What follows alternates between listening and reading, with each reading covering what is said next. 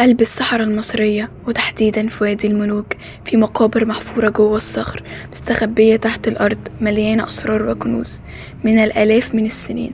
المصريين القدماء كانوا بيكتبوا تحذيرات على جدران المقابر: ما تزعجش راحة الميت إلا الموت هيطاردك. بس في سنة 1922 هوارد كارتر قرر يتجاهل التحذيرات دي وفتح مقبرة توت عنخ آمون، وبعدها بدأت سلسلة غريبة من الوفيات. يا ترى هل دي كانت لعنة حقيقية ولا مجرد صدفة؟ تعالوا نبدأ القصة. هوارد كارتر عالم آثار مشهور قضى سنين طويلة يدور على مقبرة فرعونية سليمة. كان شغال مع اللورد كارنارفون اللي مول البحث، بس كارنارفون بدأ يزهق. الحفريات كلها ما كانتش بتجيب نتيجة وكان خلاص هيسحب التمويل. بس قبل ما يوقف كل حاجة الحظ ضحك لكارتر. يوم 4 نوفمبر 1922 واحد من العمال وهو بينظف الرمل لقى سلم حجري تحت الأرض. كارتر وقتها عرف إن ده مدخل لمقبرة سليمة. كارتر قال: كنت واقف قدام الباب متوتر جدا. لما فتحته شفت مشهد عمري ما شفته: تماثيل ذهب بعروش ملكية وأغراض مش عادية. بس بين كل الكنوز دي كان في حاجة غريبة مكتوبة على باب المقبرة: الموت بجناحيه هيضرب أي حد يزعج الملك. كارتر ضحك على الجملة دي وقال مفيش حاجة اسمها لعنة، لكنه ما كانش يعرف ان الحياة وحياة اللي حواليها هتتغير تماما. بعد أسابيع من فتح المقبرة اللورد كارنارفون مات، والسبب لسعة ناموسة صغيرة على خده اتسببت في عدوى خطيرة، وبعدها مات فجأة.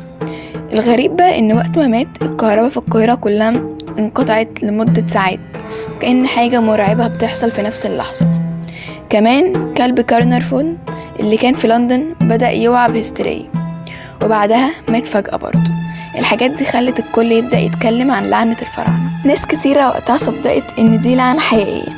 المصريين القدماء كانوا بيكتبوا على جدران المقابر تحذيرات زي: اللي هيقرب من المقبرة هيحصل له شر.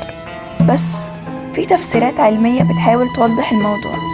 العلماء بيقولوا ان جو المقبرة دي بيكون مقفول لآلاف السنين، وده بيخلي فيه بكتيريا وفطريات سامة زي فطر اسمه اسبريكلس اللي ممكن يسبب مشاكل في التنفس أو حتى الموت.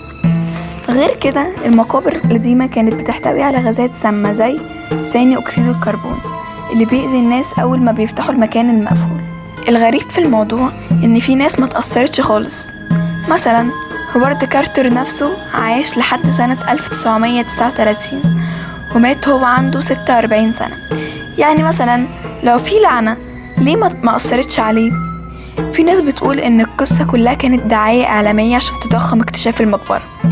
الجرائد وقتها كانت بتنشر قصص مرعبة عشان تشد الناس، وده خلى الموضوع يبقى زي أسطورة. بس حتى لو ده كان دعاية، الحوادث الغريبة اللي حصلت محدش قدر يفسرها لحد النهاردة.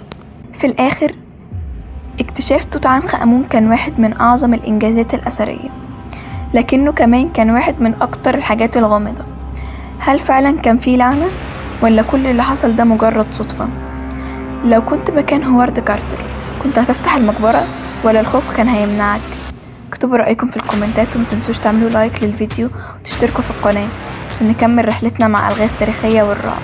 أشوفكم في الفيديو الجاي.